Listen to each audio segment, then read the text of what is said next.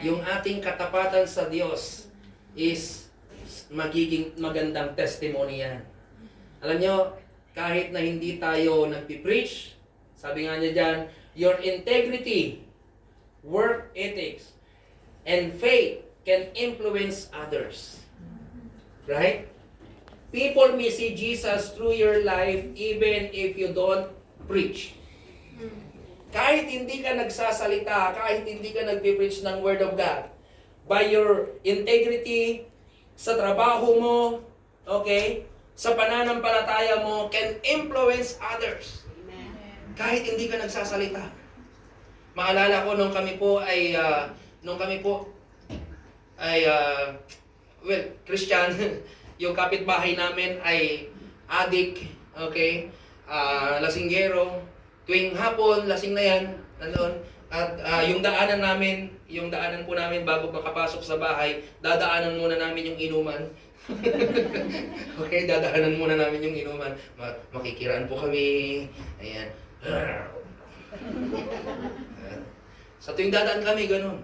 Tapos, alam nilang pastor ako, uupunan pa rin ako ng store. Shot kanya pastor. Sabi ko, sige po, salamat po. Daan kami. Maya-maya, ganun ang ganun.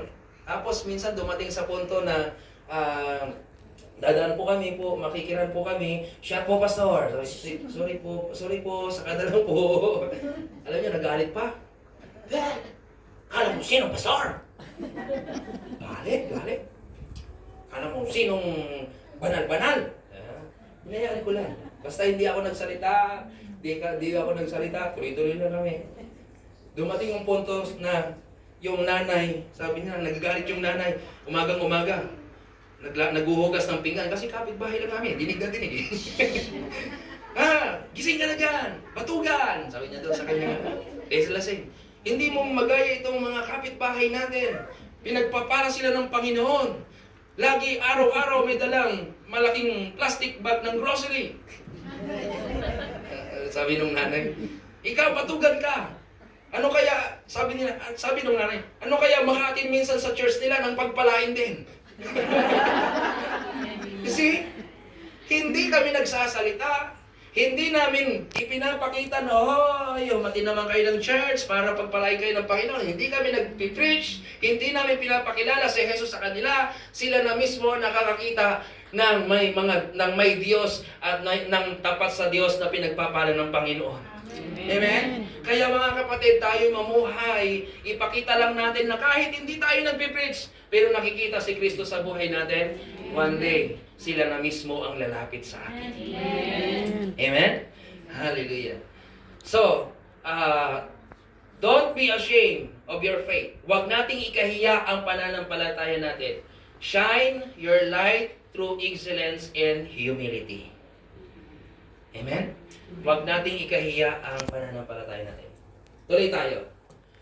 Matthew chapter 5 verse 14 to 16. You are the light of the world. A town built on a hill cannot be hidden. Neither do people light of lamp and put it under a bowl. Instead, they put it saan? Okay? And it gives light everyone in the house. In the same way, let your light shine before others that they may see your good deeds and glorify your Father in heaven. Magliwanag po tayo. Magliwanag si Kristo sa ating buhay. Okay, let's continue. Even your family, our family, back home watches your spiritual. Let them see God's goodness through your testimony. Alam niyo, ito po ang struggle ng LDR. Long distance relationship. Ako po, I am so proud that kami po, bago nag-decide yung aking misis na pumunta sa ibang bansa, ay Christian na kami. Amen? Pero kung hindi kami Christian, ano kayo mangyayari? Pwedeng ako ang manloko. Pwedeng siya ang manloko. Hindi natin kasama ang pamilya natin. Hindi natin alam kung anong ginagawa ni Mister na doon. Hindi rin niya alam kung anong ginagawa natin dito. Right? But you know what?